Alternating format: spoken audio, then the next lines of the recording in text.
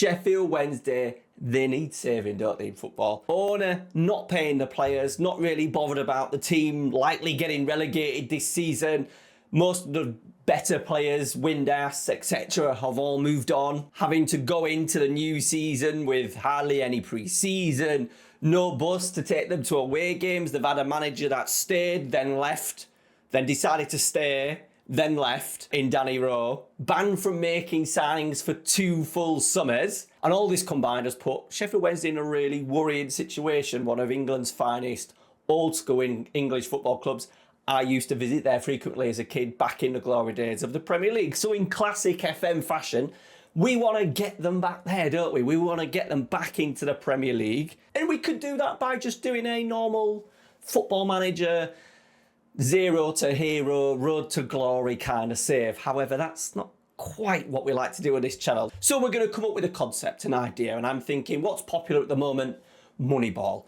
Excellent videos out there with Musterman and Stinger and Clates in particular have all kind of been using the football money-led data approach where you find players that have got good statistics, good data, potentially then maybe even sell them on for a profit later on. However, the football Moneyball is very different to the original Moneyball concept that was kind of formed by Billy Bean at the Oakland A's in baseball, general manager during the early 2000s. You know, it eventually became a book and then became a very popular film star in Brad Pitt.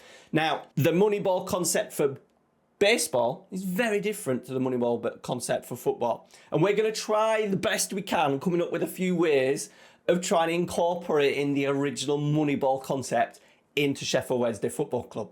So what is Moneyball? In simple terms, it's a data-driven approach to finding players that are seen as undervalued. Oakland A's, similar to Sheffield Wednesday, a team with history, playing with an extremely low budget, as they were, still are actually now, the Oakland, not called the Oakland A's anymore because they're about to move to Las Vegas. They've also moved away from their current facility, their current stadium in Oakland, because it was literally falling apart, getting flooded. There was stray cats, stray possums. Sheffield Wednesday are having issues with their stadium. I'm sure one of their stands is closed for the new season. So there's little similarities there, kind of not a fallen giant, but a historic, proud baseball football club. So that mixes in quite well. So both teams we know can't compete. Sheffield Wednesday can't now compete even with clubs like Wrexham. There's Ipswich Town with all the parachute money. There's Birmingham City owned by Tom Brady and just money to burn basically. It's similar for the Oakland A's back in the early 2000s when at the start of the 2002 season they lost Jason Giambi. He went to the New York Yankees in a 7-year deal worth $120 million.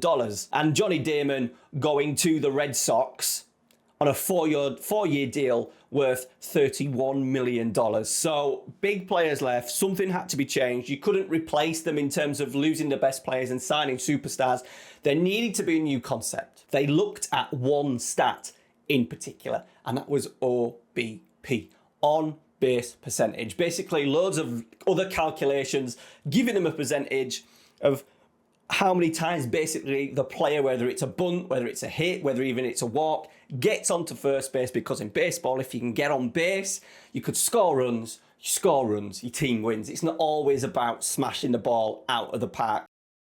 Now doing this and just kind of focusing in one stat and one percentage, they overlooked a number of other things. So deficiencies in players' games. Now the movie in particular looks at a couple of players. Chad Bradford, pitcher, really weird. It's called like a submarine style pitch where his arm was really low. David Justice in the film was past his best and the scouts were worried about that he wasn't going to be old enough. However, once again, his on-base percentage numbers were good. Scott Hatterberg, played by Chris Pratt in the movie, decent player, but had an injury to his, I think it was elbow, like ruptured his elbow, basically meant that he couldn't throw the ball over any sort of distance, which made him a really difficult pick because of his lack of fielding qualities. But what he could do was get on base, and they ended up trying to train him to a first baseman to kind of get round that. So they've overlooked technique deficiencies, injuries, age. They even looked at other players such as Jason Giambi's younger brother, and in the film they kind of portrayed him as a little bit of a party boy, but once again had decent OBP numbers. Now when we think football Moneyball, we think Brighton and we think Brentford, don't we? We think about the signing of Moses Caicedo. Was it £4 million? Moving on for over 115, and then in Brentford terms they've had a long line of players that they've been able to sell for profit over a number of years. The most recent being Bryan Mbeumo signing from Troyes back in, I think, 2019 for around £5 million, and then going for like 75 million. Now these are very different signings to just the original Moneyball. They didn't have any sorts of deficiencies. Did Brighton find an undervalued player in Caicedo? No. Everybody knew about him. Man United, Chelsea, AC Milan all knew of Moses Caicedo. Bear in mind, there was not much data to go around as well. He'd only played about 2,000 minutes. He'd played about 30 games at that point, so there was not a lot of data to go around to kind of show how good he was. It was probably still based off eye test. He'd actually then become a full international during that time as well, and had noticeable good performances for his national side. Football Moneyball is not all about data. Teams like Manchester United at the time linked couldn't afford to have a Moses Caicedo where they would have to wait a number of years to develop. They didn't have that club in Belgium like Brighton have. Send him on loan for a year and then develop through sort of like a bottom half, mid-table Premier League club, and then promise him a move on after that. Similar to Bryan Mbeumo. When they signed him in 2019, Brentford were in the Championship. Once again, giving him a pathway eventually through promotion out of the Championship into the Premier League and building over a number of seasons. So the kind of the Moneyball concept being purely based on data is not quite right, especially in today's football. Everyone is aware of the best players. It's about selling a project, giving players opportunity and getting your hands in early. Brighton made a big thing of going across to South America, meeting the club, meeting the player, and presenting a really good pathway for Moses Caicedo, where he would then go on to play for Chelsea. It could have been Liverpool, it could have been whoever. Now, stats in both baseball and football are used very, very differently. If you think about them both as team sports, however, baseball is seen as a little bit more of an individual sport. It's the pitcher against the batter. It's a little bit of mind games. There's different techniques, different kind of pitches the pitcher can make, etc. But essentially, it's how good is the pitcher against how good the batter is. Meaning that the statistics are a little bit more black and white, whereas in football, it's extremely grey. There is so many different variables. Not only we're talking about what league they're in, how good the team is in. A player in baseball, a baseball team could essentially still be the best player and get the best numbers in the league because he's just having that kind of 1v1 battle every single week, or not every single week, they play a silly amount of games, that battle with the pitcher, whereas a player in a team that is bottom of the league, little bit harder to kind of score those numbers. So not only is it league dependent, whereas the MLB kind of just have their league and a couple of minor leagues, they didn't have scouting all over the world and loads of leagues to kind of consider how useful that data is. Also football tactics. We're talking how often a team plays, how high they press, that will determine how many tackles teams make. Allowing crosses into the box will determine how much the centre-back heads the ball, how many dribbles your team makes, depending on what your coach wants to do. There is so many values and data in football, which is all a little bit grey, and it doesn't define a player of how good they are at a certain thing. So we need to do something different. If we want to be more like that Moneyball concept, we need to come up with an idea that can make the stats a little bit more black and white. With all that grey area, how do we kind of introduce a original Moneyball concept into Sheffield Wednesday, and more importantly, into Football Manager? We can't use OBP because that is like, baseball specific. It's also using 3 or 4 different stats to give you a percentage number, and we can't really do that in football to give you a good general term. I said there's so many variables: heading, tackling, running, jumping, kicking, passing, dribbling, turns, shots.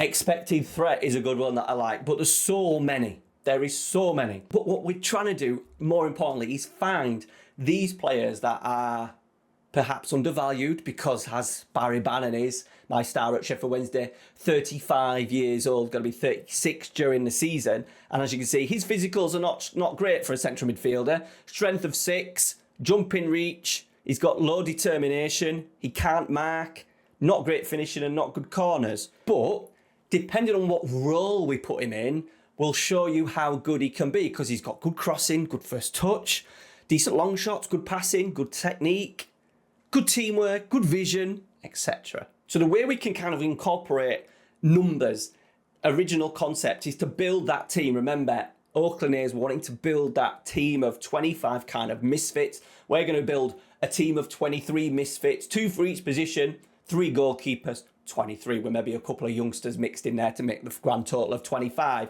So what we're going to try and do is build a team. Now in football, we need to build a tactic. When we build a tactic, it will give us the opportunity to find players for that role. Now you might say, well, that's no different to any other Football Manager save. You build a tactic first a lot of the time, and then over the course of seasons, you try and pull the best players in for those positions.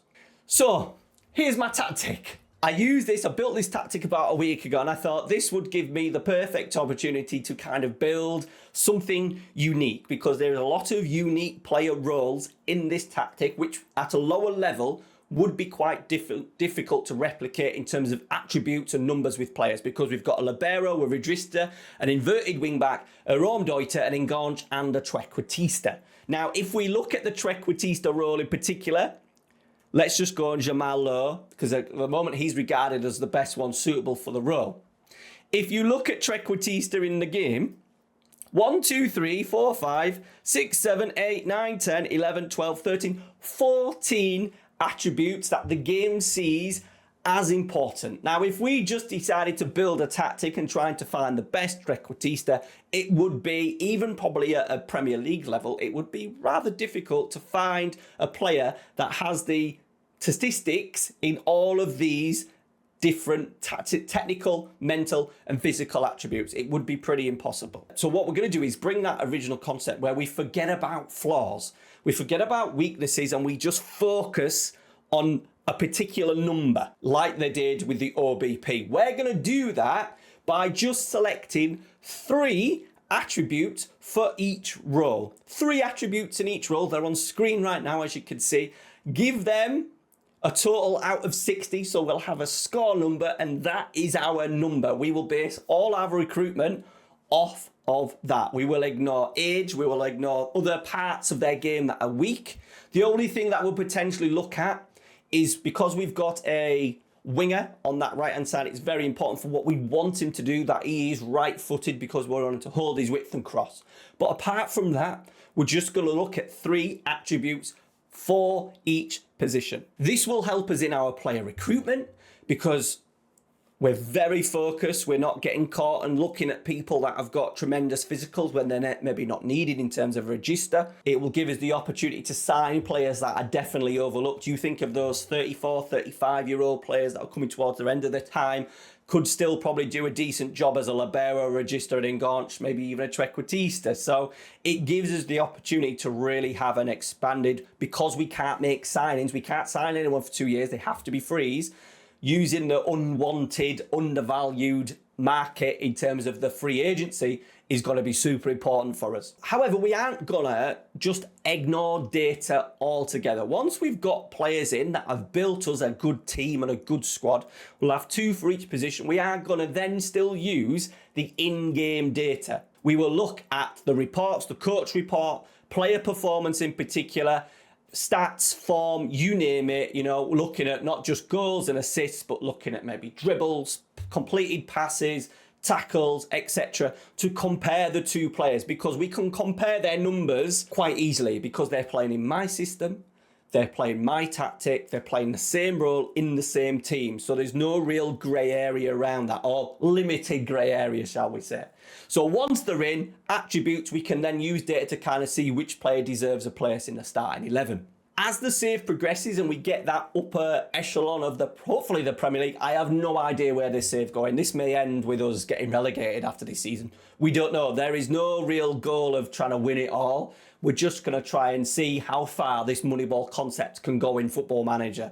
But if we do progress and we get into sort of like the Premier League, we then have the opportunity to maybe, with your help, to change maybe some of the key attributes needed for each role. We may tweak, we may take one out, and replace it. We may even, because stats then, as the top end, the top players will become a little bit more attribute heavy. We may introduce a fourth attribute as well, just to help us shortlist the players a little bit easier. Now, what we need to make sure is that, yes, we're kind of ignoring age, but we do need to make sure that we don't have a kind of old people's home for players. I think the first couple of seasons, yes, because we can't sign players, we've got no money, we'll just have to sign whatever we can to get us through those first seasons. And I'm literally running it like baseball, where a lot of the players in the Oakland A's were signed on 1-year deals, and we will just, can we get through to next summer?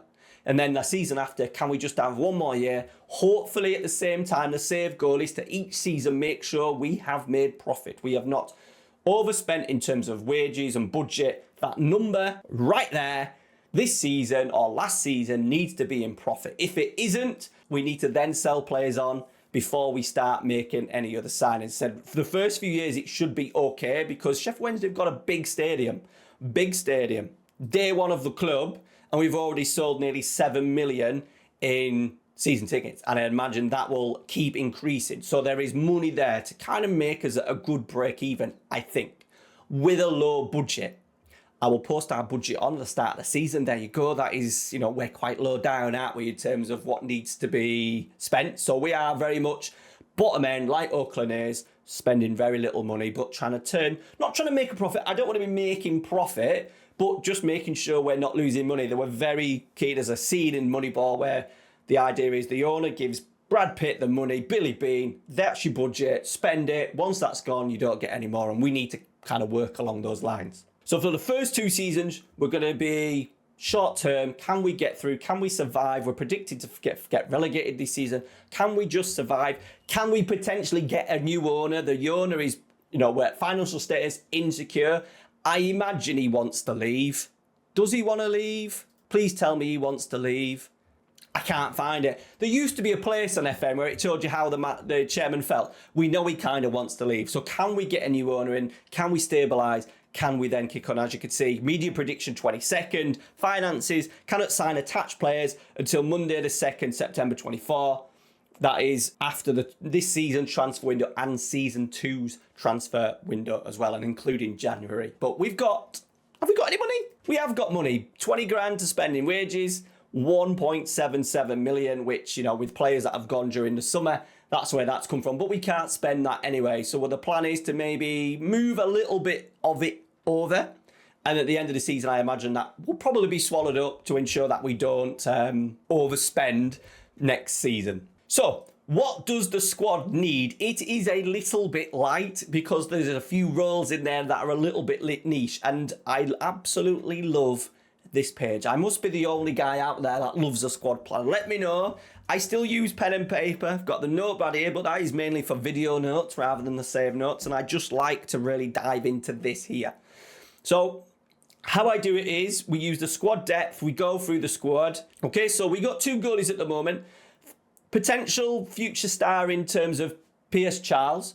No real backup. So I do think we need another goalkeeper there. Someone who's perhaps going to be good for right here, right now. With the hope that maybe Pierce Charles season, maybe next season or the season after will be good enough to be in the first team. The wide defenders, even though they're different roles, we're kind of accumulating them. We've got a wide centre back and we've got a ball playing defender, but we're going to try and accumulate them and make sure we've got players for the first season just to cover each role. So we've kind of got that. We've got 3 decent players in Valerie, Bernard, Iorfa, and then a youngster who actually I think played against Leicester yesterday, which was pretty cool, but he's not regarded as good yet. But remember, 23 plus a couple of youngsters. Really like to have a couple of youngsters in to help us. So yeah, he will class as that. Now the libero is a little bit different. I love a libero, but we're going to do something very, very different. In the DM position, we've got Shalabar and we've also got Barry Bannon. We can only play one of them. So I thought, let's turn Shalabar into a libero. He can kind of half do it anyway, look. And he's got the key attributes that are pretty good. So passing 13, positioning 14, and composure 16. I wanted those 3 attributes, so then relatively comfortable in possession. still gets into good positions in terms of that positioning. Look, ability to read a defensive situation. It is not used in attacking situations, right? It's used to determine how well a player identifies threats. So we're kind of getting those ball playing capabilities, his composure on the ball. Can he pass it? But at the same time, he's then aware that he's going to have to defend as a centre half. And I kind of thought, and I like to change players. Can we potentially get a midfielder playing as a libero? So that's what we're going to do there. With a little bit of cover for this season in terms of Bernard and Valerie. So we haven't got a like for like in there yet. We've kind of got a little bit of rotation in terms of Chalobah gets injured, but the idea is that he plays all the time. On the right-hand side, we're using in that inverted wing-back, so it doesn't need to be physical and athletics, more that technical player. We've got veteran Liam Palmer with Sean Fusier as a backup. Dominic Iorfa is one of the backup centre-backs as well as kind of a third choice. The DM, we can maybe get away with it with this year. We've got Barry Bannon, the GOAT, and Rio Shipston as he's not great at anything, but right now, Barry Bannon plays. I'm happy to have someone like this as a backup. Left wing back is key area number one. Max Lowe is a tremendous wing back, as you could see, but we've got absolutely no cover. So we need to get something in there that is happy to be a backup. Right midfielder, right winger, it needs to be a right-footed winger. At the moment, we're kind of okay. This guy is okay. Ugbo is okay. And then we've got a youngster as well that we've kind of called up from the 21s just to be a bit of a squad filler. I'm not going to promote and identify that key area for this season because we've got bodies basically. AMC is where we're exceptionally short. We've got Svante Ingelston, but he's really the only creative midfielder. So we need to try and sign someone in there that has better engagement numbers than him. So we're after technique, 13, off the ball, 12, and vision 12. So can we find someone in the free market that is better than him? On the left-hand side, once again, I'm not entirely happy, but we've got Ugbo that is kind of doing a backup on both wings. We've got Jamal Lowe, who I'm more than happy. I decided to move him away from being a trequartista because he's got exceptionally low vision and not that great at finishing. So he's going to be our Romdoiter for the season. And then up front, we are struggling. Bailey Cadamartri, Danny Cadamartri's son. We want someone who's finishing good. Off the ball's not bad. And his composure ain't bad either, but he is only 20 years old. And Charlie McNeil as well, finishing 14, composure 13, off the ball 12. So they aren't bad, but I do feel at the ages of, they're both kind of supposed to be breakthrough players. I think we need something more than that. So what we're going to try and do in this window is we're going to try and sign a goalkeeper, experienced goalkeeper, a backup left back, a starting enganche, and we need a starting striker, starting trequartista, a starting enganche, complete wing back who can get crosses in, and that experienced goalkeeper. And the goalkeeper, as I said, we're just focusing on the reflexes, the one-on-ones, the handling. We need to be a goalkeeper. All right, that is the story behind it. We've signed 3 players. The outfield positions have been kind of strengthened. However, we've got a little bit of an issue. The goalkeeper is proving a problem, mainly because players that are kind of says that they're interested are wanting way too much money. So this is the way that I've been working it. So in the player search, we kind of put in 1v1s, the 3 main attributes for that position. We put obviously goalkeeping position. Now, if this was an outfield position, we would do competent. So they don't have to be naturally in that role. Can they do it a little bit, but have attributes that make them good at that role? That's what we're looking at. Unattached, obviously, no age bracket. We press OK. And then this is what we are left with. These goalkeepers, we are scouting Europe, but there is a little bit of an issue with work permits. This is what we're left with. So loads of players that are in and around the 13s and 14s. We've done minimum 13 because we knew that there was players. Sometimes we have to lower it down, see what's going to shortlist us even more. But for this season, we have been looking around that 12 and 13 mark. And then from that, we try and find goalkeepers that are literally the best ones available. So at the moment, Lucas Fabianski has actually just come into it. He has just become an option. He wasn't obviously interested at the start of the year. He's not picked up a club. He's not even wanted. Angus Gunn was one, and Tim Krul. They were the 2 starting goalkeepers that we were most interested in. They give us a grand score of 44 each. 44 across the 3 attributes. So Angus Gunn, as you can see, suggests what we can offer. 5,250, suggest it. He wants 14,000, so that's not going to work, is it? And that was the same for Tim Krul. So what we're going to try and do is monitor this the best we can. We're going to have to probably start with Pierce Childs. Just for now, he has got what? Handling 11, reflexes 13, one-on-ones 11. So he's not far off, but the other goalkeepers are noticeably better. I think if we can get a goalkeeper in as well, they're all of a particular age, some of them. These are 20-year-old, but as I said, he's not as good as the goalkeepers attribute-wise now. We need a goalkeeper for now, don't we? So we need to make sure attribute-wise we get the best one available. And right now, it would actually be Lucas Fabianski. We're going to give it a couple of weeks. I'm scared of kind of going in for him early doors and him wanting so much money, rejecting us, and then going off somewhere else or not agreeing to a deal later on in the window. However, as I said, we've made some signings. Number one, our new left back is Wanka. Brilliant. 35 years old. I think this is going to be a theme for the first couple of seasons. What do we want in a left wing back? We want crossing, dribbling and work rate. Now, I've kind of dropped the ball with work rate. I've tried to not focus on the game. I've tried to focus about what I want in my left foot wing back. We want him to be able to cross. We want him to be able to dribble. And we want him to be able to have that work rate to get up and down constantly. There's a lot of work required out of him. I'm then thinking that that's going to definitely misskew our numbers a little bit because we could probably get... It seems to be easy to get a player with decent work rate over a player that's got decent technicals. That's what I'm finding. So it's a little bit of an issue that I've created for myself, but we'll have to go with it. So he's got crossing of 15, 12 dribbling, and work rate 14. So he was the best available just to act as a backup, luckily. £6,000 a week, Wanka. From Panathinaikos, Malaga. He started at Real Madrid. Wanka, you are going to be our backup left wing back for the season. Now, the next one was the role of the Engul, and I was super excited because it's the Engul, and you want that international superstar. You know, I was hoping Dele Alli was going to be available because he's on a free transfer, and he's actually been half linked to Sheffield Wednesday because he's been doing some training with Nathaniel Shalabar over the last few weeks. He obviously wasn't available, and not many there was plenty of old players, but in terms of superstars, there weren't that many. We have signed a Greek international, 27 caps, 3 goals, Giannis Fetfatidis. Now in my Engul, we need technique, 16, off the ball, 14, and vision, 15. So he's exceptional. We don't really worry about the physical numbers anyway.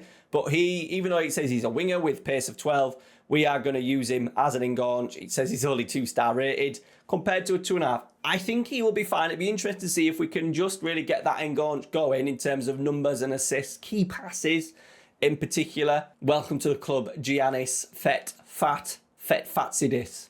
Shocker. And the last one, the one that you've seen on the thumbnail. How the hell has Radamel Falcow ended up at Sheffield Wednesday at the age of 39? He will turn 40 during the season, and that's because as a trequartista, he can still do a little bit. He's finishing, he's 17, he's off the ball, is 15, and his composure is 18, making him an elite trequartista for what we need it for. Now, my immediate worry is that obviously the physicals are going to have some sort of effect.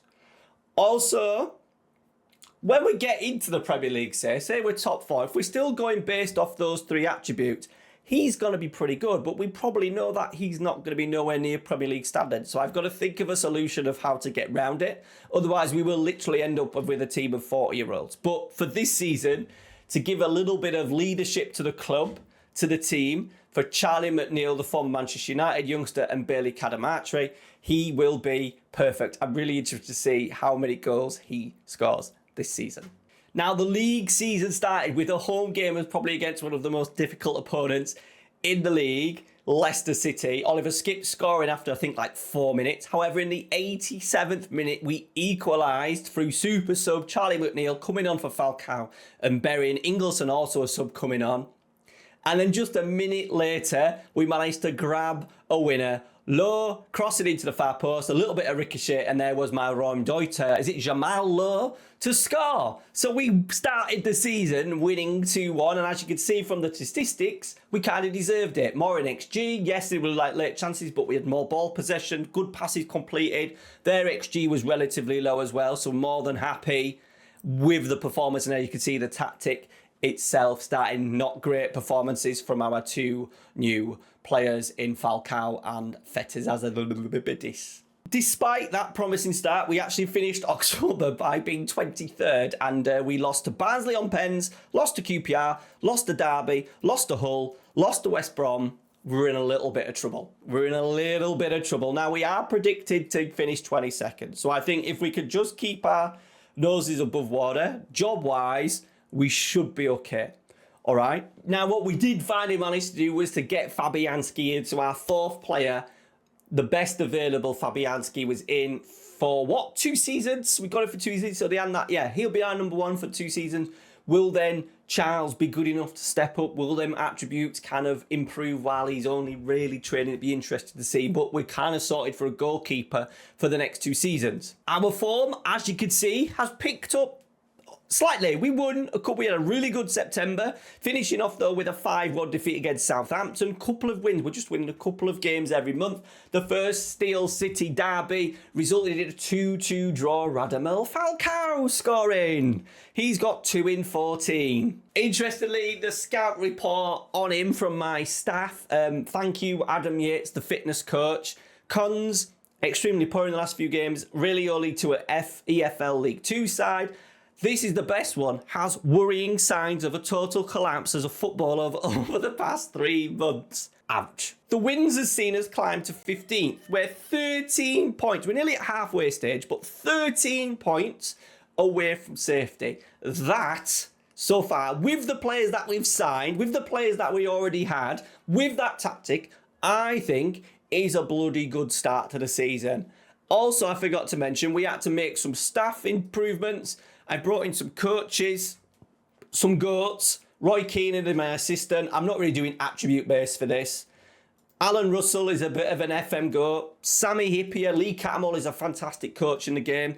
And we've also signed a couple of scouts as well to fill us out. I got the greatest of all presents, birthday present, 27th of February. We played at a Steel City derby and we managed to win 2-1. Jamal Lowe is the man for big occasions, 1-0 up. They then equalised. Tom Davies striding through our poor defence to make it 1-1. But in stoppage time, he stepped up, put the goalkeeper the wrong way to put the Hillsborough fans into pure libs. And we've managed to take 4 points from Sheffield Wednesday. So that's a win over the course of the season. Noticeable wins include a 6-1 win over West Brom, dominating games 54%.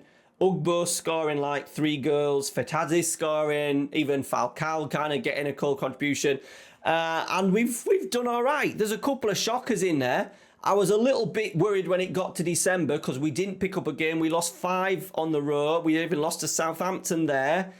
And we lost 6-1 at Watford in front of the Sky cameras, which wasn't great. So a little bit of panic set in. However, we finished the season in 16th. We didn't actually go as low.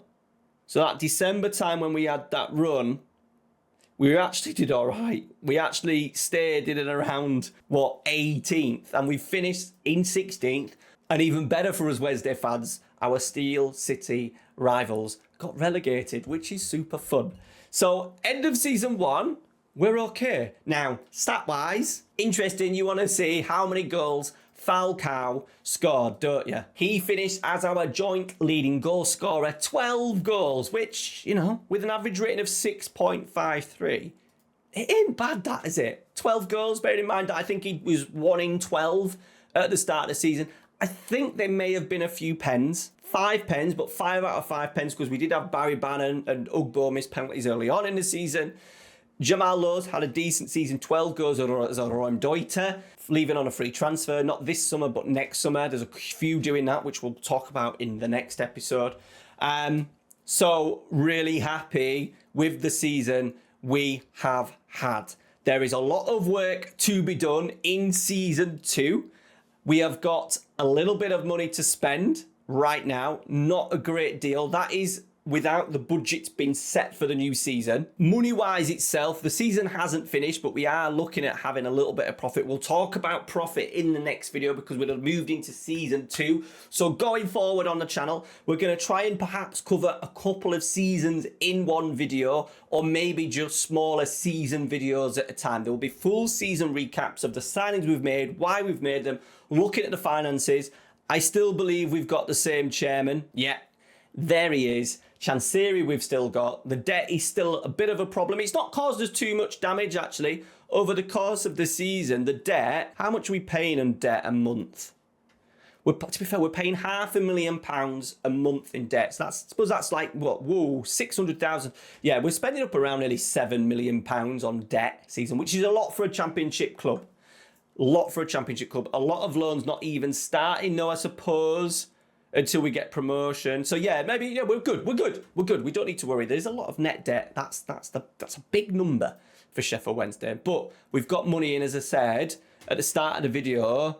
We ended up getting nearly £14 million in season ticket money, with an extra 7 million, nearly 7.5 million in gate receipts. So there's a lot of money there coming in terms of if we can just balance the wages. Now, interesting, like Oakland A's, we've got some big players leaving us in the summer. Max Lowe will leave us next year, but he's currently on £20,000 a week, which is ridiculous. Bearing in mind our new signings have all been pretty damn low in terms of, you know, Fabianski, 5,000, Fetadis, 3,000, Wanker, 6,000, and where is my boy Falcow, 3,000. Barry Bannon will be leaving the football club. We can't afford to pay him another £20,000. He is also 36. I think the time is right now to get rid of that 20 grand. Can we potentially get maybe 2 players in, 3 players in for that 20 grand? It kind of makes sense. And same with Valerie going at the end of next season. Jamal Lowe going at the end of next season. Liam Palmer is a player that I want to keep a little bit. 2024, his contract's out. I may look at keeping him if he agrees to stay on a lower deal. There we go. Orfer, there is the other one. Dominic Orfer, £12,000. So there's a little bit of work to be done for season 2 with Sheffield Wednesday. I hope you've enjoyed it. Thank you very much. Let me know what you think of the concept. Love to hear your thoughts, and we'll see you at the next one. Hopefully we've kicked on. We've had a decent summer. We'll go through all the signings, why we've signed them, and hopefully we can try and progress with Sheffield Wednesday Moneyball concept. See you later.